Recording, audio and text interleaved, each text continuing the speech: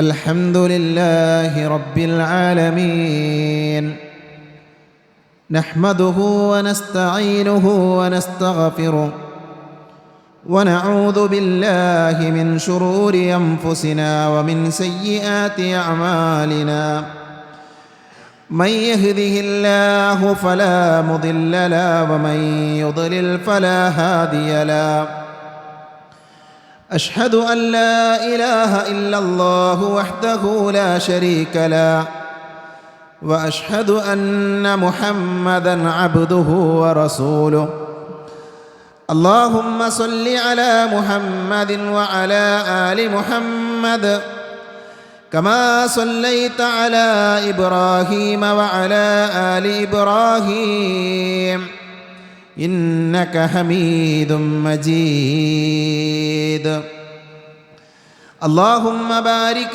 على محمد وعلى آل محمد كما باركت على إبراهيم وعلى آل إبراهيم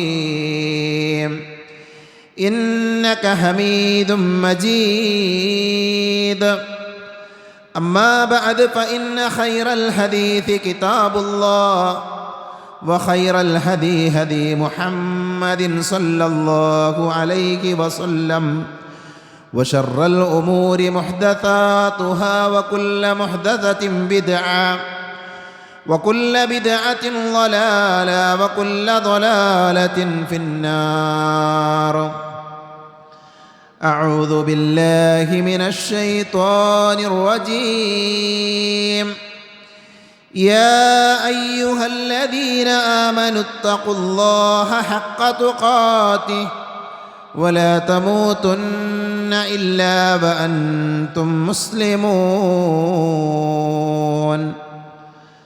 أعوذ بالله من الشيطان الرجيم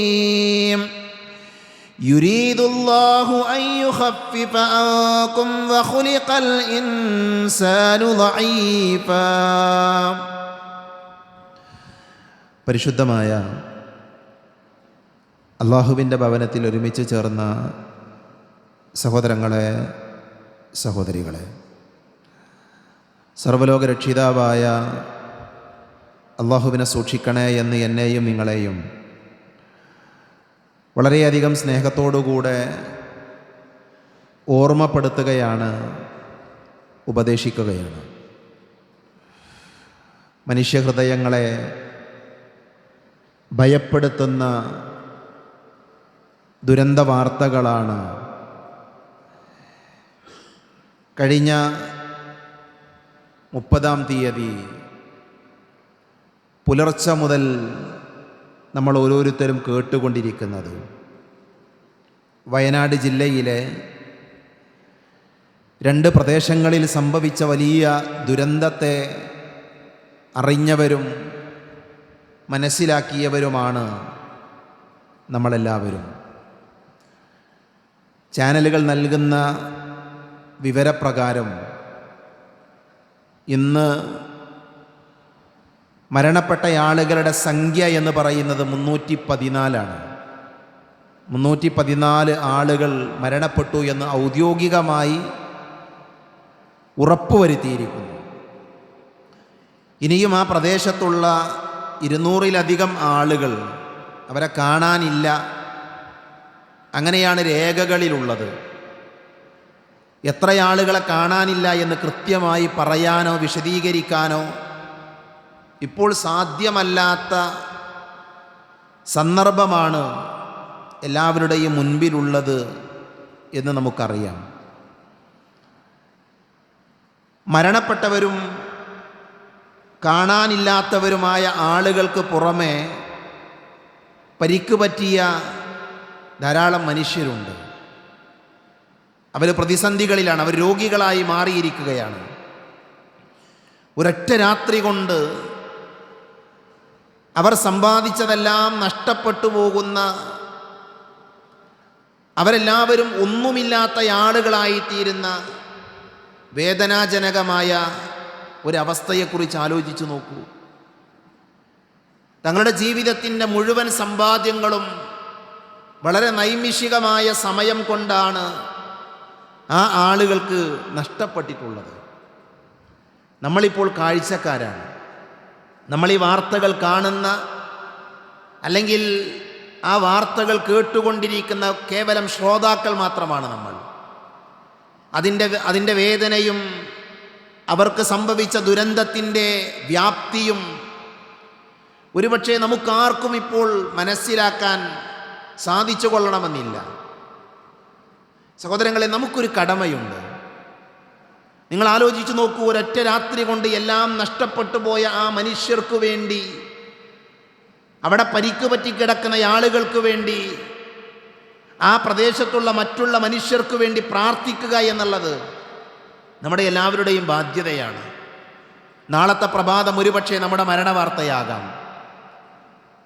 കഴിഞ്ഞ മാസത്തിലെ അവസാനത്തെ ദിവസം 30-ാം തീയതി ആ രാത്രിയിൽ ആ പ്രദേശത്തുള്ള സഹോദരങ്ങൾ ഉറങ്ങാൻ കിടക്കുമ്പോൾ അവിടെയുള്ള ഉമ്മമാർ, അവിടെയുള്ള കുട്ടികൾ, അവിടെയുള്ള സഹോദരികൾ അവരുറങ്ങാൻ കിടക്കുമ്പോൾ നാളത്തെ പ്രഭാതത്തെ സ്വപ്നം കണ്ടുകൊണ്ട് ഉറങ്ങിയവരാണവർ. നാളത്തെ പ്രഭാതത്തിൽ ചെയ്തു തീർക്കേണ്ട കാര്യങ്ങളെക്കുറിച്ച് ആലോചിച്ചവരാണവർ. പക്ഷെ ആ പ്രഭാതം അവർക്ക് ലഭിച്ചിട്ടില്ല എന്നുള്ളതാണ് യാഥാർത്ഥ്യം. ഇത് നമ്മുടെയും ജീവിതത്തിൽ സംഭവിക്കാം. കാരണം അത്രമാത്രം സമീപത്ത് മരണമുണ്ട് എന്നാണ് ഇത്തരത്തിലുള്ള സംഭവങ്ങൾ നമ്മളെ പഠിപ്പിച്ചുകൊണ്ടിരിക്കുന്നത്. അതുകൊണ്ട് തന്നെ നമ്മുടെ ഭാഗത്ത് നിന്ന് ആത്മാർത്ഥമായ പ്രാർത്ഥനകൾ ആ പ്രദേശത്തുള്ള ആളുകൾക്ക് വേണ്ടി, മരണപ്പെട്ടു പോയ വിശ്വാസികളായ സഹോദരങ്ങൾക്ക് വേണ്ടി ഉണ്ടാകേണ്ടതുണ്ട്. അതോടൊപ്പം തന്നെ അത്തരം ദുരന്തങ്ങളിലേക്ക്, ദുരിതങ്ങളിലേക്ക് എടുത്തെറിയപ്പെടാതിരിക്കാൻ, അത്തരം പരീക്ഷണങ്ങൾ നമ്മുടെ മേൽ വന്ന് പതിക്കാതിരിക്കാൻ നമ്മൾ അള്ളാഹുവിനോട് പ്രാർത്ഥിക്കണം. അള്ളാഹു നമ്മെ അനുഗ്രഹിക്കുമാറാകട്ടെ. ഈ വലിയ ദുരന്തത്തിൽ നിന്ന് നമ്മൾ പഠിക്കേണ്ട ചില പാഠങ്ങളാണ് ഇന്നത്തെ ഖുതുബയിലൂടെ ഞാൻ എൻ്റെ സഹോദരങ്ങളുടെ ശ്രദ്ധയിൽപ്പെടുത്താൻ ഉദ്ദേശിക്കുന്നത്. സഹോദരങ്ങളെ, ഈ ദുരിതവും ദുരന്തവും നമ്മളെ ഓർമ്മപ്പെടുത്തിയ ഒന്നാമത്തെ കാര്യം മനുഷ്യരായ നമ്മൾ നിസ്സഹായരാണ് എന്നുള്ളതാണ്. മനുഷ്യരായ ഞാനും നിങ്ങളുമൊക്കെ ദുർബലരാണ് എന്ന യാഥാർത്ഥ്യമാണ് ഈ മഹാദുരന്തം നമ്മളോട് വിളിച്ചു പറയുന്നത്. എല്ലാ പുരോഗതിയും കൈവരിച്ചു എന്ന് അഹങ്കരിക്കുന്ന ആളുകളാണ് നമ്മൾ എത്തിപ്പെടാത്ത മേഖലകളൊന്നുമില്ല. എന്തെല്ലാം കണ്ടുപിടുത്തങ്ങൾ, എന്തെല്ലാം നേട്ടങ്ങൾ മനുഷ്യർ നേടിയിട്ടുണ്ട്, എവിടെയെല്ലാം മനുഷ്യരെത്തിയിട്ടുണ്ട്. പക്ഷെ എവിടെ എത്തിയാലും, എന്തെല്ലാം പുരോഗതികൾ കൈവരിച്ചാലും തൊട്ടടുത്ത നിമിഷം എന്ത് സംഭവിക്കുമെന്ന് പറയാൻ കഴിയാത്ത, തൊട്ടടുത്ത നിമിഷം എൻ്റെ ജീവിതത്തിൽ എന്ത് നടക്കുമെന്ന് മനസ്സിലാക്കാൻ കഴിയാത്ത അത്രമാത്രം ദുർബലരായ ആളുകളാണ് നമ്മൾ ഓരോരുത്തരും. അതാണ് ഇവിടെ സംഭവിച്ചത്. ആ മനുഷ്യർക്കറിയില്ല തൊട്ടടുത്ത സമയം എന്താണ് സംഭവിക്കുക എന്നുള്ളത്. നമ്മുടെ നാട്ടിൽ ചില ആളുകളുണ്ട്, സാധാരണ അവർ പറയും നാളെയുടെ കാര്യങ്ങൾ ഇന്ന ആളുകൾക്കറിയാം, നാളെയുടെ കാര്യം അറിയുന്ന ആളുകൾ ഞങ്ങളുടെ കൂട്ടത്തിലുണ്ട്. അല്ലെ, ഗർഭത്തിൽ കിടക്കുന്ന കുഞ്ഞിനെക്കുറിച്ച്, ഗർഭാശയത്തിലുള്ള കുഞ്ഞിനെക്കുറിച്ച് അറിയുന്ന ആളുകളാണ്. ഞാൻ എൻ്റെ വീട്ടിലുള്ള ഗർഭിണിയായ സ്ത്രീയെക്കുറിച്ച്, ആ സ്ത്രീയുടെ വിവരത്തെക്കുറിച്ച് എൻ്റെ ഉസ്താദിനോട് പറഞ്ഞപ്പോൾ ആ ഉസ്താദ് എൻ്റെ കുട്ടികൾക്ക്, ആ ഗർഭിണിയായ സ്ത്രീയുടെ ഗർഭാശയത്തിലുള്ള കുട്ടികൾക്ക് അവർ പിറക്കുന്നതിൻ്റെ മുമ്പ് പേര് പറഞ്ഞു തന്നു. ആ പേര് പറഞ്ഞു തരുമ്പോൾ ആ ഉസ്താദിനറിയാം അത് ആൺകുട്ടിയാണ്, ഇന്ന കുട്ടികളാണ്, അതുകൊണ്ടാണ് 2 പേരുകൾ പറഞ്ഞു തന്നത് എന്ന് വിശ്വസിക്കുന്ന മനുഷ്യന്മാരുണ്ട്. ഗൈബിയായ കാര്യങ്ങൾ, നാളെയുടെ കാര്യങ്ങൾ വിളിച്ചു പറയാൻ കഴിയുന്ന ആളുകളുണ്ട് എന്ന മൂഢമായ വിശ്വാസം വെച്ചു പുലർത്തുന്ന ആളുകൾ നമ്മുടെയൊക്കെ ഇടയിലുണ്ട്. നോക്കൂ നിങ്ങൾ, അത്തരം ആളുകളുടെ വിശ്വാസത്തിലെ മൗഢ്യത, അബദ്ധം എത്രമാത്രം വലുതാണ് എന്ന് ഈ ദുരന്തം നമുക്ക് പറഞ്ഞു തരുന്നുണ്ട്. അത്തരം വിശ്വാസങ്ങൾക്ക് യാതൊരു പ്രസക്തിയുമില്ല എന്നാണ് പ്രമാണങ്ങൾ നമ്മളെ പഠിപ്പിക്കുന്നത്. നോക്കൂ നിങ്ങൾ, വളരെ ചെറിയ സമയം കൊണ്ടാണ്, വളരെ നൈമിഷികമായ സമയം കൊണ്ടാണ് അനേകം ജീവനുകളും ഇതുവരെ അവർ സമ്പാദിച്ചതെല്ലാം നഷ്ടപ്പെട്ടു പോയത്. എല്ലാ സൗകര്യങ്ങളിലും ജീവിച്ച ആളുകൾ, കഴിക്കാൻ ഭക്ഷണം, കുടിക്കാൻ വെള്ളം, ഉറങ്ങാൻ വീട്, അല്ലെ, എല്ലാ സൗകര്യങ്ങളും, വാഹനങ്ങളുണ്ടായിരുന്നു, അവർക്ക് ജോലി ഉണ്ടായിരുന്നു, അതിൽ മഹാഭൂരിപക്ഷം ആളുകൾക്കും. ഈ സൗകര്യങ്ങളെല്ലാം ഒരു നിമിഷ നേരം കൊണ്ടാണ് തകരുന്നത്. നമ്മൾ നിസ്സഹായരാണ് എന്ന് ഇത് നമ്മളെ പഠിപ്പിക്കുകയാണ്. അല്ലാഹു സുബ്ഹാനഹു വ തആല പറഞ്ഞു, യുരീദുല്ലാഹു അൻ യുഖഫിഫ അൻകും വഖുലിഖൽ ഇൻസാനു ദഈഫ. വിശുദ്ധ ഖുർആനിലെ 4-ാം അധ്യായം സൂറത്തു നിസായിലെ 28-ാമത്തെ ആയത്താണ്. എന്താ അള്ളാഹു പറയുന്നത്? നിങ്ങൾക്ക് ഭാരം കുറച്ചു തരണമെന്ന് അള്ളാഹു ഉദ്ദേശിക്കുന്നു. ദുർബലനായിക്കൊണ്ടാണ്. വഖുലിഖൽ ഇൻസാനു ദഈഫ, മനുഷ്യനെ അള്ളാഹു പടച്ചത് ദുർബലനായിക്കൊണ്ടാണ് എന്ന് അള്ളാഹു പറയുന്നുണ്ട്. വിശുദ്ധ ഖുർആനിൽ 80-ലധികം സ്ഥലങ്ങളിൽ, ഖുർആനിലെ 80-ലധികം സ്ഥലങ്ങളിൽ മനുഷ്യന്റെ സൃഷ്ടിപ്പിന്റെ തുടക്കരംഗം പറയുന്നുണ്ട്. തെറിച്ചു വരുന്ന ഒരു ഇന്ദ്രിയത്തുള്ളിയിൽ നിന്ന്, നുത്തുഫയിൽ നിന്നാണ് മനുഷ്യന്റെ തുടക്കം, അല്ലേ? ആ നുത്തുഫ എന്ന് പറഞ്ഞാൽ കണ്ടാൽ അറപ്പുണ്ടാക്കുന്ന, കണ്ടാൽ വെറുപ്പ് തോന്നുന്ന ഒരു ഇന്ദ്രിയത്തുള്ളിയിൽ നിന്ന്, നിസാരമായ ഒരു ഇന്ദ്രിയത്തുള്ളിയിൽ നിന്നാണ് നമ്മളൊക്കെ ഉണ്ടായത്. നമ്മൾ ദുർബലരാണ്. റസൂലുള്ളാഹി സ്വല്ലല്ലാഹു അലൈഹി വസല്ലമ പറഞ്ഞു, മഹാനായ സഹാബി നമുക്ക് പറഞ്ഞു തരികയാണ്, ബസഖ റസൂലുള്ളാഹി സ്വല്ലല്ലാഹു അലൈഹി വസല്ലം ഫീ കഫ്ഫിഹി, പ്രവാചകൻ സല്ലല്ലാഹു അലൈഹി വസല്ലമ ഒരിക്കൽ തൻ്റെ കയ്യിൽ ഒരൽപ്പം തുപ്പലാക്കി, വായിലെ തുപ്പൽ തൻ്റെ കയ്യിൽ ഒരൽപ്പമാക്കി. എന്നിട്ട് റസൂലുള്ളാഹി സ്വല്ലല്ലാഹു അലൈഹി വസല്ലമ പറഞ്ഞു, യഖൂലുല്ലാഹ്, അല്ലാഹു പറഞ്ഞിരിക്കുന്നു, ഇബ്ന ആദം, അല്ലയോ ആദമിന്റെ സന്തതികളെ, അന്ന തുഅജുസിനി വഖദ് ഖലഖ്തുക മിൻ മിത്ലി ഹാദാ, നിങ്ങളെ ഈ ഒരവസ്ഥയിൽ നിന്ന് പടച്ചിരിക്കെ നിങ്ങൾക്ക് എങ്ങനെയാണ് എന്നെ തോൽപ്പിക്കാൻ സാധിക്കുക? എന്താണ് പറഞ്ഞതിൻ്റെ അർത്ഥം? നബി പറയാണ്, അള്ളാഹു പറഞ്ഞിട്ടുണ്ട്, നിങ്ങളെ ഈ ഒരവസ്ഥ, അഥവാ നിസാരമായ, നമ്മൾ വെറുപ്പോടെ നോക്കിക്കാണുന്ന, അറപ്പോടെ നോക്കിക്കാണുന്ന ഒരു ഇന്ദ്രിയ തുള്ളിയിൽ നിന്നാണ്, അശക്തതയിൽ നിന്നാണ്, ദുർബലതയിൽ നിന്നാണ് നമ്മൾ ഉണ്ടാകുന്നത്. ആ ഒരവസ്ഥയിൽ നിന്നാണ് അള്ളാഹു നമുക്ക് ഈ കോലം നൽകിയത്, ഈ രൂപം നൽകിയത്. നമ്മൾ ദുർബലരായിരുന്നു. എന്നിട്ട് നിങ്ങൾക്ക് എങ്ങനെയാണ് അള്ളാഹുവിനെ തോൽപ്പിക്കാൻ സാധിക്കുക? അതാണ് പടച്ചവന്റെ ചോദ്യം. എന്നിട്ട് അള്ളാഹു പറഞ്ഞു, ഹത്താ ഇദാ സബ്ബൈതുക ഫഅദൽതുക മശൈത ബൈന ബുർദൈക വലി അർളി മിൻക വഈദുൻ എന്ന് തുടങ്ങി ഹദീസിൽ ധാരാളം കാര്യങ്ങൾ വിശദീകരിക്കുന്നുണ്ട്. അള്ളാഹു സുബ്ഹാനഹു വ തആല പറയുന്നത്, അള്ളാഹു എന്ത് ചെയ്തു? നമ്മളെ സൃഷ്ടിച്ചു, അവൻ നമ്മളെ ശരിപ്പെടുത്തി, ലക്ഷണമൊത്ത ഒരു പുരുഷനാക്കി അല്ലെങ്കിൽ ഒരു സ്ത്രീയാക്കി അള്ളാഹു നമ്മളെ മാറ്റി. നമ്മൾ വാരിക്കൂട്ടാനുള്ള മത്സരത്തിലാണ്. നമ്മൾ വാരിക്കൂട്ടുകയാണ്, ദുനിയാവിലെ സുഖങ്ങളും സൗകര്യങ്ങളും ഒക്കെ വാരിക്കൂട്ടുകയാണ്. അങ്ങനെ മരണം നമ്മുടെ തൊണ്ടക്കുഴിയിലെത്തുമ്പോൾ, ഹത്താ ഇദാ ബലഗത്തിൽ ഹുൽഖൂം ഖുൽതു, മരണം തൊണ്ടക്കുഴിയിലെത്തുമ്പോൾ അവൻ പറയുന്നു, അതസദ്ദഖ്, ഞാൻ ദാനം കൊടുക്കാം, ഞാൻ സമ്പത്ത് വിനിയോഗിക്കാം. അവനെങ്ങനെ സമ്പത്ത് വിനിയോഗിക്കാനാണ്? അവനെല്ലാം മറന്ന് ദുനിയാവിൽ ജീവിച്ചവനായിരുന്നു എന്ന് പഠിപ്പിക്കുന്ന ഹദീസിന്റെ ആദ്യ ഭാഗം എന്താ? നമ്മൾ അശക്തരായിരുന്നു, നമ്മൾ ദുർബലരായിരുന്നു. ദുർബലതയിൽ നിന്നാണ് നമ്മുടെ തുടക്കം. ആ ദുർബലതയിൽ തന്നെയാണ് നമ്മൾ ജീവിച്ചു കൊണ്ടിരിക്കുന്നത്. റസൂലുള്ളാഹി സ്വല്ലല്ലാഹി അലൈഹി വസല്ലമയുടെ ഒരു പ്രാർത്ഥന മനസ്സിലാക്കിയാൽ അതിൻ്റെ ആഴം നമുക്ക് മനസ്സിലാക്കാൻ പറ്റും. റസൂലുള്ളാഹി പറഞ്ഞു, അല്ലാഹുമ്മ ലാ തകിൽനി ഇലാ നഫ്സി തറഫത ഐനി, പടച്ചോനെ എൻ്റെ കണ്ണ് ചിമ്മി തുറക്കുന്ന സമയം പോലും. എന്താ നബിൻ്റെ പ്രയോഗം? അല്ലാഹുമ്മ ലാ തകിൽനി ഇലാ നഫ്സി തറഫത ഐനി, എൻ്റെ കണ്ണ് ചിമ്മി തുറക്കുന്ന, ഇമവെട്ടി തുറക്കുന്ന സമയം പോലും എൻ്റെ കാര്യങ്ങൾ എന്നെ നീ ഏൽപ്പിക്കരുത് നാഥ എന്ന് മഹാനായ റസൂലുള്ളാഹി സ്വല്ലല്ലാഹു അലൈഹി വസല്ലമ പ്രാർത്ഥിച്ചു. സഹോദരങ്ങൾ, കണ്ണ് ചിമ്മി തുറക്കുന്ന സമയം പോലും നമ്മുടെ കാര്യങ്ങൾ നിയന്ത്രിക്കാൻ നമുക്കാവില്ല. നമ്മളതിന് ശക്തിയുള്ള ആളുകളല്ല. റബ്ബിൻ്റെ തൗഫീഖ് ഉണ്ടെങ്കിൽ മാത്രമാണ് ആ സമയം പോലും മുന്നോട്ട് കൊണ്ടുപോകാൻ നമുക്ക്. അത്രമാത്രം ദുർബലരായ ആളുകളാണ് നമ്മളെന്നാണ് നമ്മൾ ഓരോരുത്തരും മനസ്സിലാക്കേണ്ടത്. അതുകൊണ്ട് തന്നെ ഈ ദുരന്തം നമ്മളെ പഠിപ്പിക്കുന്ന ഏറ്റവും വലിയൊരു പാഠെന്താ? നമ്മുടെ നിസ്സഹായ അവസ്ഥയാണ്. എന്തൊക്കെ നേട്ടങ്ങൾ നേടിയെടുത്താലും മനുഷ്യരായ നമ്മളെല്ലാവരും നിസ്സഹായരാണ്. അത് നമ്മൾ മനസ്സിലാക്കണം. അത് മനസ്സിലാക്കി വേണം നമ്മൾ ജീവിക്കാൻ. അതേപോലെ തന്നെ ഈ ദുരന്തം നമുക്ക് പറഞ്ഞു തരുന്ന മറ്റൊരു പാഠം എന്താണെന്നറിയോ? ഈ ദുരന്തം വിശ്വാസികളായ ആളുകൾക്ക് നൽകുന്ന മറ്റൊരു പാഠം ഖദറിലുള്ള വിശ്വാസമാണ്, അള്ളാഹുവിലുള്ള അടിയുറച്ച വിശ്വാസമാണ്. നന്മയും തിന്മയും പടച്ചതമ്പുരാന്റെ അടുക്കൽ നിന്നാണ് എന്നുള്ള വിശ്വാസം, അത് അരക്കിട്ടുറപ്പിക്കുന്ന സന്ദർഭമാണ് ഇത്തരത്തിലുള്ള ദുരന്തങ്ങളുടെ സന്ദർഭങ്ങൾ. ആളുകൾ ചോദിക്കുകയാണ്, എവിടെ നിങ്ങളുടെ അള്ളാഹു? എവിടെ കാരുണ്യവാനായ അള്ളാഹു? എവിടെ? ഇത്രമാത്രം ക്രൂരനാണോ അള്ളാഹു? സഹോദരങ്ങളെ, അങ്ങനെ കമന്റ് ഇടുന്ന ആളുകൾ, അങ്ങനെ പ്രസംഗിക്കുന്ന ആളുകൾ, ആ ചോദ്യം ഉന്നയിക്കുന്ന ആളുകൾ, അവർ അള്ളാഹിനെ മനസ്സിലാക്കാത്ത ആൾക്കാരാണ്, അള്ളാഹുവിനെ അറിയാത്ത ആളുകളാണ്. അവർക്കൊന്നും ചോദിക്കാം. അത്തരം ആളുകളുടെ ചോദ്യങ്ങൾക്ക് മറുപടിക്കൂടെ പ്രസക്തിയില്ല. പക്ഷേ നമ്മൾ മനസ്സിലാക്കേണ്ടതെന്നറിയോ? ഒരു ദുരന്തത്തിൻ്റെ, ഒരു പ്രതിസന്ധിയുടെ മുന്നിൽ ഒരു വിശ്വാസിക്ക് നൽകുന്ന ഒരു കരുത്തെന്താ? ഒരു മനുഷ്യനെ നമ്മളവിടെ കണ്ടു, അയാൾക്കെല്ലാം നഷ്ടമായിരിക്കുന്നു. അയാളുടെ ഭാര്യയെ, അയാളുടെ വീട്, അയാളുടെ കുടുംബം എല്ലാം അയാൾക്ക് നഷ്ടമായിരിക്കുന്നു. ഇനി എന്താണ് അയാൾക്കുള്ള പ്രതീക്ഷ? എന്താണ്? അയാൾക്കുള്ള പ്രതീക്ഷ എന്ന് പറഞ്ഞാൽ ഖദറിലുള്ള വിശ്വാസമാണ്. ഇത് റബ്ബിൻ്റെ തീരുമാനമാണ് എന്ന അടിയുറച്ച വിശ്വാസമാണ് അയാൾക്കുള്ള പ്രതീക്ഷ. അതിനപ്പുറം ഏത് വാചകത്തിനാണ് അയാൾക്ക് സമാധാനം നൽകാൻ സാധിക്കുക? നമുക്ക് ആ മനുഷ്യനെ ചേർത്ത് പിടിക്കാം, അയാളെ നമുക്ക് ആശ്വസിപ്പിക്കാം.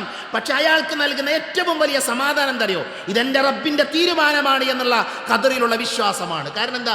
മനുഷ്യൻ്റെ ജീവിതം എന്ന് പറഞ്ഞാൽ അത് ഈ ലോകത്ത് മാത്രമുള്ളതല്ല. ഈ ലോകത്തിനപ്പുറം മറ്റൊരു ലോകം അവന് വരാനുണ്ട്. അവിടെ ഒരു വിചാരണയുണ്ട്, അവിടെ ഒരു സ്വർഗമുണ്ട്, അവിടെ നരകമുണ്ട്. അതുകൊണ്ട് തന്നെ ആ ലോകത്തേക്ക് വേണ്ടി അള്ളാഹു ഒരുക്കി വെച്ച ഒരു കേന്ദ്രമാണ് ദുനിയാവ്. മനസ്സിലായില്ലേ? അദ്ദുനിയ മസ്റഅത്തുൽ ആഖിറ, പരലോകത്തേക്കുള്ള കൃഷിയിടമാണ്.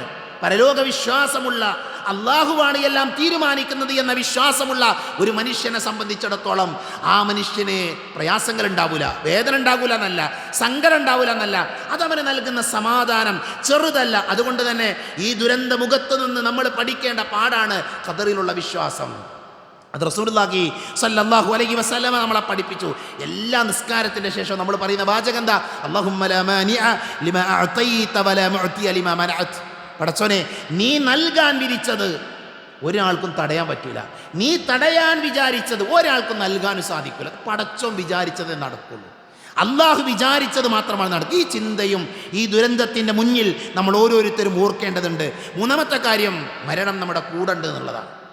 മരണം നമ്മുടെ കൂടെ. ഞാനിപ്പോൾ ഈ ഇന്നത്തെ ദിവസത്തിലെ മരണത്തിൻ്റെ അക്കം ഞാൻ പറഞ്ഞു. 314 ആളുകൾ മരിച്ചു എന്ന് പറഞ്ഞു. 314 ആളുകൾ. ഒന്ന് ആലോചിച്ച് നോക്കൂ നിങ്ങൾ, ഒരു ചെറിയ സംഖ്യയാണോ? ഒരുപക്ഷെ ഈ ഖുതുബ കേൾക്കുന്ന, പറയുന്ന ഞാനും കേൾക്കുന്ന നിങ്ങളും അടക്കമുള്ള ആളുകളുടെ മുമ്പിൽ ഈ നമ്മുടെ ജീവിതത്തിൻ്റെ, നമ്മുടെ ഈ കാലഘട്ടത്തിൽ നമ്മൾ അഭിമുഖീകരിക്കുന്ന ഏറ്റവും വലിയൊരു പ്രകൃതി ദുരന്തം അതൊരു പക്ഷേ നമ്മുടെ സമീപത്ത് സംഭവിച്ച ഈ ദുരന്തമായിരിക്കും. ഇതിനേക്കാൾ വലിയൊരു ദുരന്തം നമ്മളാരും ഈ ഒരു കാലഘട്ടത്തിൽ ജീവിക്കുന്ന ആളുകൾ ഒരുപക്ഷെ അനുഭവിച്ചില്ല. പ്രായമുള്ള ആളുകൾക്ക് അനുഭവം ഉണ്ടോ എന്ന് എനിക്കറിയില്ല. ഞാൻ അന്വേഷിച്ചപ്പോൾ എൻ്റെ അന്വേഷണത്തിൽ മനസ്സിലാക്കാമല്ല, കോവിഡുണ്ട്, അതൊരു പ്രകൃതി ദുരന്തമല്ല. കോവിഡിൽ ഇതിനേക്കാൾ ആളുകളെ നമുക്ക് നഷ്ടമായിരുന്നു. പക്ഷേ ഒരു പ്രകൃതി ദുരന്തത്തിലൂടെ ഇത്രയും അധികം ആളുകളെ നഷ്ടപ്പെട്ടത് ഈ ഒരു അടുത്ത കാലത്ത് എവിടെയും നമ്മൾ വായിച്ചിട്ടില്ല, നമ്മുടെ കേരളത്തിൽ. മനസ്സിലായില്ലേ സഹോദരങ്ങളെ? അതുകൊണ്ട് തന്നെ മരണം നമ്മുടെ കൂടെയുണ്ട് എന്ന യാഥാർത്ഥ്യം നമ്മൾ മനസ്സിലാക്കണം. വലികുല്ലി ഉമ്മത്തിൻ അജലുൻ ഫഇദാ ജാഅ അജലുഹും ലാ യസ്തഅഖിറൂന സഅതൻ വലാ യസ്തഖദിമൂൻ. അല്ലാഹു എല്ലാവർക്കും ഒരു അവധി നിശ്ചയിച്ചിട്ടുണ്ട്. അല്ലാഹു എല്ലാവർക്കും ഒരു അവധി നിശ്ചയിച്ചിട്ടുണ്ട്. സഹോദരങ്ങളെ, ആ ദുരന്തം സംഭവിച്ച ദുരന്ത ഭൂമിയിൽ നിന്ന് രക്ഷപ്പെട്ട ഒരു വ്യക്തിയുടെ അയാൾ പറഞ്ഞ വാചകം എന്താ അറിയോ? അയാൾ സാധാരണ എന്നും കിടന്നുറങ്ങുന്ന റൂമുണ്ട്, എന്നും കിടന്നുറങ്ങുന്ന റൂം. ആ റൂമിൽ അയാൾ അന്ന് കിടന്നില്ല. അയാൾ അന്ന് ആ റൂമിൽ കിടന്നില്ല. അന്നത്തെ ദിവസം അയാൾ മാറി തൊട്ടടുത്ത് ആ റൂമിൻ്റെ പുറത്ത്, അതിൻ്റെ പുറത്ത് അയാൾ കിടന്നത്. ആ പുറത്ത് കിടന്നു എന്ന ഒരൊറ്റ കാരണം കൊണ്ട് അയാൾ എന്ത് ചെയ്തു? ആ അപകടത്തിൽ പെട്ടില്ല എന്നാണ്. എന്താ അള്ളാന്റെ വാചകം? എന്താ? ലാ യസ്തഖിറൂന സഅതൻ വലാ യസ്തഖദിമൂൻ. റബ്ബ് സുബ്ഹാനഹു വ തആല നമുക്കെല്ലാവർക്കും ഒരു അവധി നിശ്ചയിച്ചിട്ടുണ്ട്, ഒരു സമയമുണ്ട്. ആ സമയത്ത് നമ്മൾ മരിക്കും എന്നുള്ള കാര്യത്തിൽ ഒരു സംശയമല്ല. ആ സമയമായാൽ ഒരു നിമിഷം മുന്നോട്ടുമില്ല പിന്നോട്ടുമില്ല. ആ പ്രദേശത്തേക്ക്, ചൂരിമലയിലേക്ക്, അതേപോലെ തന്നെ മുണ്ടക്കൈ എന്ന് പറയുന്ന പ്രദേശത്തേക്ക് ഈ 30-ാം തീയതി മറ്റുള്ള പ്രദേശങ്ങളിൽ നിന്ന് വിരുന്നു വന്ന ആളുകളുണ്ട്.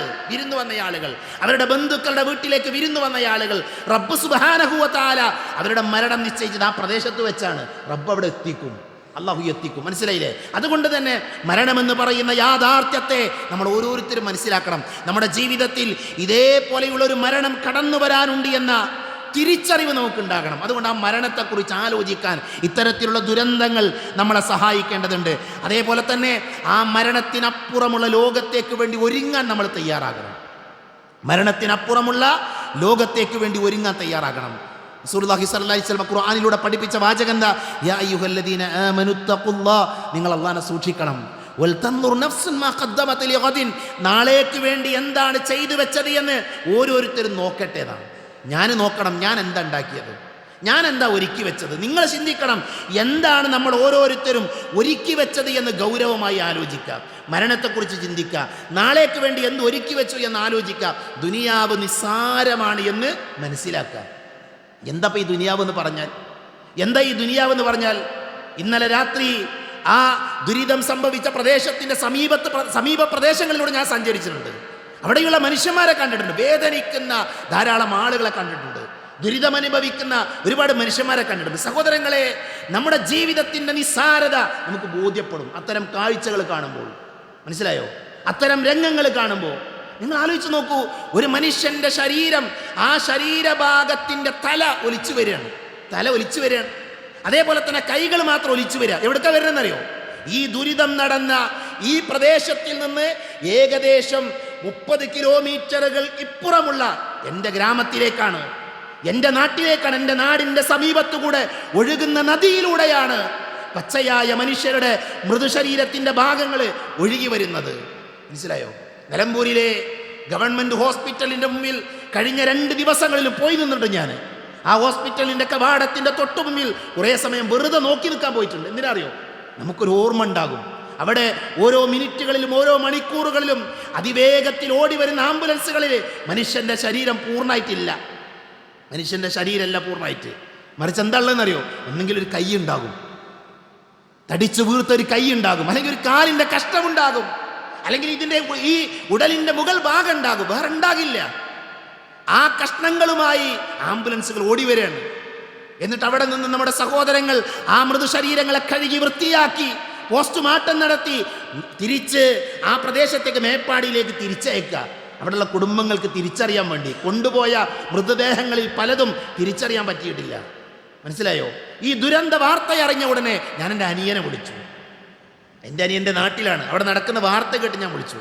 അവൻ ഫോൺ എടുത്ത് ആദ്യം പറഞ്ഞ വാചകം തരൂ.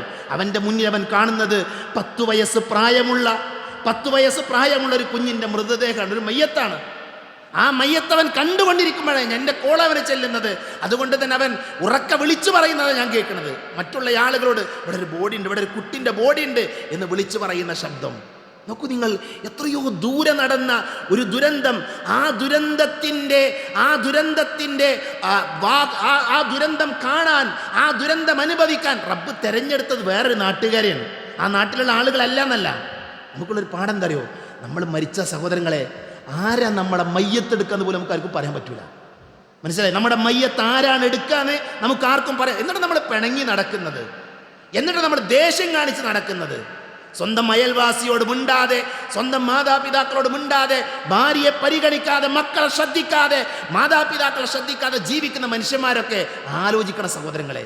നമ്മൾ മരിച്ചാൽ ഒരു ബന്ധമില്ലാത്ത, എൻ്റെ ജീവിതത്തിൽ ഞാൻ ആദ്യമായിട്ടാണ് ഈ പ്രദേശത്തിൻ്റെ പേര് തന്നെ കേൾക്കുന്നത്. എൻ്റെ നാട്ടുകാരും ഒരു പക്ഷേ ആദ്യമായിട്ടാണ് കേൾക്കുന്നത്. അവർ 10 കിലോമീറ്ററും 12 കിലോമീറ്ററും കുതിച്ച് ഒഴുകുന്ന ചാലിയാർ പുഴയിലൂടെ നടന്നവർ മൃതദേഹം തേടാണ്. എന്ത് ബന്ധമാണ് അവർക്ക് ആ നാട്ടുകാരായിട്ടുള്ളത്? ആ പ്രദേശത്തുള്ള ആളുകളുമായിട്ട് ഒരു ബന്ധമില്ല. അതുകൊണ്ട് തന്നെ അഹങ്കരിക്കാനൊന്നുമില്ല നമുക്ക്. നമ്മൾ നിസ്സഹായരായ ആളുകളാണ്, നമ്മൾ ദുർബലരായ ആളുകളാണ്. നമ്മുടെ ജീവിതത്തിലേക്കും ഇതുപോലെയുള്ള ഒരു ദിവസം, മരണത്തിൻ്റെ ഒരു ദിവസം വരാനുണ്ടെന്ന് മനസ്സിലാക്കുക. അതിന് പ്രകൃതി ദുരന്തം ഉണ്ടാകണമെന്നില്ല. മരണം സംഭവിക്കാൻ ഏതെങ്കിലും മലയിടിഞ്ഞ് താഴേക്ക് വെള്ളം വരണമെന്നില്ല. ഈ പള്ളിയിൽ നിന്ന് ഇറങ്ങുമ്പോൾ അവിടെയുള്ള പുറത്തേക്ക് ഇറങ്ങുന്ന സ്റ്റെപ്പിൽ നിന്ന് താഴേക്ക് വീണ ഒരു പക്ഷെ അത്രേ ഉള്ളൂ നമ്മുടെയൊക്കെ ജീവിതം. അതുകൊണ്ട് മരണത്തെക്കുറിച്ച് നമ്മൾ ഓരോരുത്തരും ഗൗരവമായി ആലോചിക്കേണ്ട സമയമാണിത്. അതേപോലെ തന്നെ 4ാമത്തെ ഒരു പോയിന്റ്, സഹോദരങ്ങളെ, നമ്മൾ ചെയ്യാനുള്ളത് ചെയ്താൽ നമുക്കൊരു പേടിയില്ല.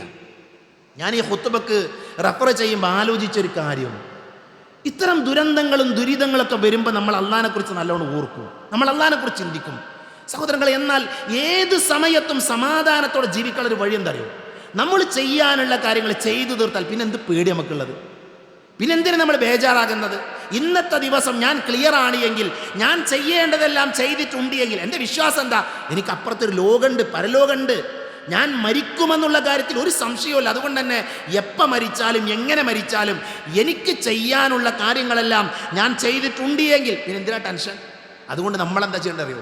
ഓരോ ദിവസവും നമ്മൾ ചെയ്തു തീർക്കാനുള്ള എല്ലാ കാര്യങ്ങളും കൃത്യമായി കൊണ്ട് ചെയ്യുക. നമ്മൾ ദുനിയാവ് നിസ്സാരമാണ് നമുക്കറിയാം. അതുകൊണ്ട് തന്നെ അല്ലാഹു സുബ്ഹാനഹു വ തആല നമ്മളെ പഠിപ്പിച്ച കാര്യങ്ങൾ ചെയ്തു തീർക്കുക. മഹാനായ ഇബ്നു സമ്മാക്ക് റഹിമഹുല്ലാഹ് പറഞ്ഞൊരു വാചകമുണ്ട്. എന്താ അദ്ദേഹം പറഞ്ഞറിയോ? അദ്ദേഹം പറഞ്ഞു, അദ്ദുന്യാ കുല്ലുഹാ ഖലീൽ. ദുനിയാവ് എന്ന് പറഞ്ഞാൽ വളരെ കുറച്ചുള്ളൂ. ഇത് ശരിക്കും നമ്മളൊക്കെ മനസ്സിലാക്കണം. ദുനിയാവ് എന്ന് പറഞ്ഞാൽ അല്ലാഹു സുബ്ഹാനഹു വ തആല ഭൂമിയെ പടക്കുന്നതിൻ്റെ 50,000 വർഷങ്ങൾക്ക് പേനയെ പടച്ചു. അപ്പോൾ ഭൂമി അള്ളാഹു പടച്ച ആ സമയം മുതൽ ലോകം അവസാനിക്കുന്നത് വരെയുള്ള ഈ ഭൂമി ഉണ്ടല്ലോ, ഈ ദുനിയാവ്, അത് ഖലീലാണ്, കുറച്ചേ ഉള്ളൂ. മനസ്സിലായോ? എന്നിട്ട് അദ്ദേഹം പറഞ്ഞു വല്ലദീ യബ്ഖീ മിൻഹാ ഖലീൽ, ദുനിയാവ് കുറച്ചേ ഉള്ളൂ. ആ ഉള്ള ദുനിയാവിൽ ഇനി ബാക്കിയുള്ളത് എത്രയാ? വളരെ കുറച്ചാണ്. അള്ളാഹു സൃഷ്ടിച്ച ദുനിയാവ് കുറച്ച് കാലാണ്. ഇനി നമ്മുടെ ഇത് പറയുമ്പോൾ, ഇത് വായിക്കുമ്പോൾ നമ്മുടെ മുമ്പിൽ ദുനിയാവ് എത്രയാ? ആ ഉള്ളതിൽ നിന്ന് കുറച്ചേ ബാക്കിയുള്ളൂ, ബാക്കിയൊക്കെ കഴിഞ്ഞു പോയി. എന്നിട്ട് അദ്ദേഹം പറഞ്ഞു വല്ലദീ ലക മിനൽ ബാഖി ഖലീൽ, ഇനി ബാക്കിയുള്ളൊരു കാലം ഉണ്ടല്ലോ, ദുനിയാവ് കുറച്ച് കാലം ബാക്കിയുണ്ടല്ലോ, ആ ബാക്കിയുള്ളതിൽ ആ മുഴുവൻ കാലം ഞാൻ ഉണ്ടാകുമോ? ആ മുഴുവൻ കാലം നിങ്ങളുണ്ടാകുമോ? ഉണ്ടാകില്ല. ഈ ബാക്കിയുള്ളതിൽ നിന്ന് വളരെ കുറച്ച് കാലേ നമുക്കുള്ളൂ. എൻ്റെ ആയുസ് ഏറി വന്ന 60 അല്ലെങ്കിൽ 70, നമ്മുടെയൊക്കെ ആയുസ് അത്ര വളരെ കുറച്ചേ നമുക്കുള്ളൂ. ആ കുറച്ച് കാലമുള്ളതിൽ തന്നെ ഇപ്പം എൻ്റെ 40 കഴിഞ്ഞു, 50, 60, 30, 20, 25 കഴിഞ്ഞ ആൾക്കാരാണ് നമ്മളൊക്കെ, അല്ലേ? നമുക്കുള്ള ആയുസ്സിൽ നിന്ന് കുറച്ചിപ്പോൾ തന്നെ കഴിഞ്ഞു, ഇനി ഉള്ളത് വളരെ കുറച്ച് മാത്രം. അത്ര കാലം നമുക്കൊക്കെ ഈ ജീവിതം ഉള്ളത്. അതുകൊണ്ട് സഹോദരങ്ങളെ, ആ കുറച്ച് കാലമുള്ള ജീവിതത്തിൽ എന്ത് ചെയ്യണം? ചെയ്യാനുള്ളത് ചെയ്ത് ജീവിക്കുക. അപ്പോൾ ഇന്ന് ആത്മാർത്ഥമായിട്ട് ആലോചിച്ച് നോക്കൂ, ഇന്ന് സയ്യിദുൽ ഇസ്തിഗ്ഫാർ നമ്മളിൽ ആരൊക്കെ ചൊല്ലി? ഇന്ന് സയ്യിദുൽ ഇസ്തിഗ്ഫാർ നമ്മളിൽ ആരൊക്കെ ചൊല്ലി? ഞാൻ പറഞ്ഞു, ഇതാരെയും കുറ്റപ്പെടുത്തും, നമ്മൾ ചെയ്തു തീർക്കേണ്ട പണിയാണത്. പ്രഭാത സമയമാകുമ്പോൾ സുബഹി നമസ്കാരം കഴിഞ്ഞാൽ സയ്യിദുൽ ഇസ്തിഗ്ഫാർ ചൊല്ലണം. ചൊല്ലിയാൽ എന്താ അറിയോ? വൈകുന്നേരം ആകുന്നതിന് മുമ്പ് അയാൾ മരിച്ചാൽ ഓൻ സ്വർഗത്തിലാണെന്നാ. പിന്നെ എന്ത് പേടിയ സഹോദരങ്ങളെ, പിന്നെ എന്ത് ഭയമാണ്? അല്ലാഹുമ്മ അൻത റബ്ബി ലാ ഇലാഹ ഇല്ലാ അൻത ഖലഖതനി വഅന അബ്ദുക വഅന അലാ അഹ്ദിക വബഅദിക മസ്തതഅതു എന്ന് തുടങ്ങുന്ന സയ്യിദുൽ ഇസ്തിഗ്ഫാർ ഒരാൾ രാവിലെ ചൊല്ലിയാൽ വൈകുന്നേരം ആകുന്നതിന് മുമ്പ് അവൻ മരിച്ചാൽ അവൻ സ്വർഗത്തിലാണ് എന്ന് റസൂലുള്ളാഹി സ്വല്ലല്ലാഹി അലൈഹി വസല്ലം. മനസ്സിലായോ? വൈകുന്നേരം ഒരാൾ ചൊല്ലി സയ്യിദുൽ ഇസ്തിഗ്ഫാർ, രാവിലെ ആകടിന് മുമ്പ് അയാൾ മരിച്ചു എങ്കിൽ അയാൾ സ്വർഗത്തിലാണ്. രാവിലെ ആകടിന് മുമ്പ് അയാൾ മരിച്ചാൽ സ്വർഗത്തിലാണ്. ഇത് നമ്മൾ ചെയ്യാനുള്ളത് ചെയ്താൽ നമുക്ക് സമാധാനമാണ് സഹോദരങ്ങളെ. ബിസ്മില്ലാഹില്ലദീ ലാ യദുറു മഅസ്മിഹി ഷൈഉൻ ഫിൽ അർളി വലാ ഫിസ് സമാ എന്ന് പറയുന്നൊരു പ്രാർത്ഥന ഉണ്ട്. ഈ പ്രാർത്ഥന എല്ലാ ദിവസവും രാവിലെ ചൊല്ലിയാൽ വൈകുന്നേരം വരെ അവനെ ഒന്നും ബാധിക്കൂലെന്നാ, അവനൊന്നും ബാധിക്കൂലെന്ന്.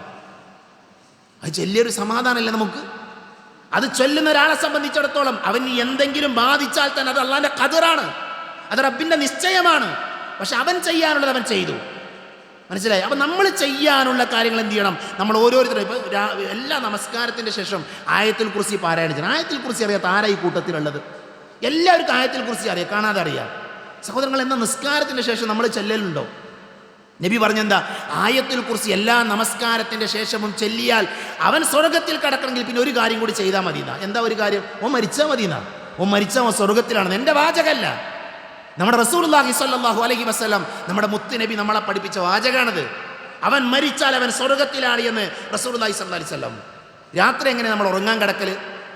രാത്രി എങ്ങനെ ഞാൻ നിങ്ങൾ ഉറങ്ങാൻ കിടക്കും? നമ്മുടെ അടുക്കൽ മൊബൈൽ ഉണ്ടാകൂലേ, അതിലെ കാഴ്ചകൾ കണ്ട് ഫേസ്ബുക്ക് ട്രോൾ ചെയ്ത് അത് ഫേസ്ബുക്കിൽ ഇങ്ങനെ കൈകൊണ്ട് തോണ്ടി വരണ്ടി, ട്വിറ്ററും അതേപോലെ തന്നെ ഇൻസ്റ്റാഗ്രാമും ഒക്കെ നോക്കിക്കഴിഞ്ഞ് ഉറക്കം വരാതെ ബാറ്ററിൻ്റെ ചാർജ് കഴിയാൻ നേരത്തെ പല ആൾക്കാരും ഉറങ്ങാൻ കിടക്കുക. നമ്മൾ ആരെങ്കിലും ഉറങ്ങാൻ കിടക്കുമ്പോൾ ബിസ്മിക്കല്ലാഹുമ്മ അമൂതു വ അഹിയ എന്ന് പറയുന്ന പ്രാർത്ഥനയടക്കം നബി സല്ലല്ലാഹു അലൈഹി വസല്ലമ പഠിപ്പിച്ച പ്രാർത്ഥനകൾ ചൊല്ലിയിട്ടാണ് നമ്മൾ കിടക്കൽ.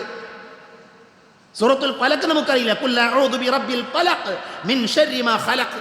എന്താ ഈ മിൻ ശർരി മാ ഖലഖ് എന്ന് പറഞ്ഞാൽ? അള്ളാഹു സൃഷ്ടിച്ചിട്ടുള്ളതിൻ്റെ കെടുതിയിൽ നിന്ന് ഞാൻ അള്ളാഹുവിനോട് കാവൽ ചോദിക്കുന്നതാണ്. അള്ളാഹു സൃഷ്ടിച്ചു വെച്ചതിൻ്റെ കെടുതിയിൽ നിന്ന്. അള്ള സൃഷ്ടിച്ചതാ വെള്ളം, അള്ള സൃഷ്ടിച്ചതാ ഭൂമി, അള്ള സൃഷ്ടിച്ചതാ മലകൾ. ഈ മലകളും വെള്ളവും ഇതൊക്കെ അനുഗ്രഹമാണ്. എന്നാൽ അതിൽ അദാബുണ്ട്, അതിൽ ശിക്ഷയുണ്ട്. അതുകൊണ്ട് ഇത് പ്രാർത്ഥിക്കാൻ പറഞ്ഞത്. എല്ലാ ദിവസവും രാവിലെ വൈകുന്നേരം 3 തവണ സൂറത്തുൽ ഫലഖ് അടക്കം ഓതണം, മുഅവ്വിദാത്ത് ഓതണം. നമ്മൾ ഓതലുണ്ടോ?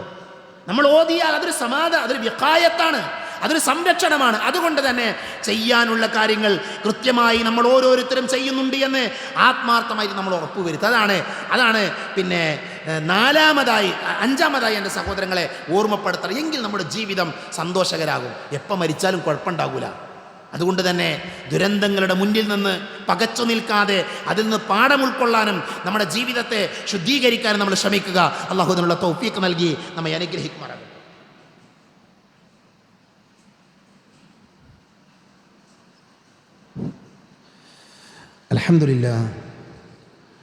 അൽഹംദുലില്ലാഹി അല്ലദീ അല്ലമ ബിൽ ഖലം അല്ലമൽ ഇൻസാന മാ ലം യഅലം വസ്സലാത്തു വസ്സലാമു അലാ അഷ്റഫിൽ മുർസലീൻ വഅലാ ആലിഹി വഅസ്ഹാബിഹി അജ്മഈൻ അമ്മാ ബഅദ്.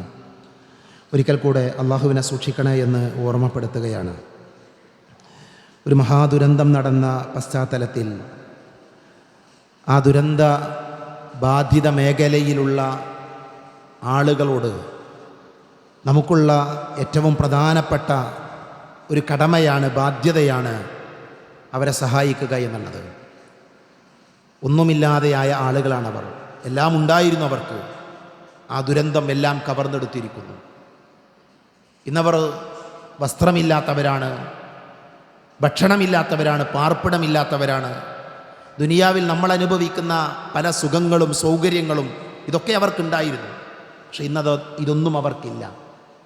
അവർ നമ്മുടെ മുമ്പിൽ ഇങ്ങനെ നിൽക്കുകയാണ്. അതുകൊണ്ട് തന്നെ നമ്മുടെ ഏറ്റവും വലിയ ഒരു കടമ അവരെ സഹായിക്കുക എന്നുള്ളതാണ്. അവരെ സഹായിക്കാതെ നമുക്കാർക്കും മുന്നോട്ട് പോകാൻ സാധ്യമല്ല.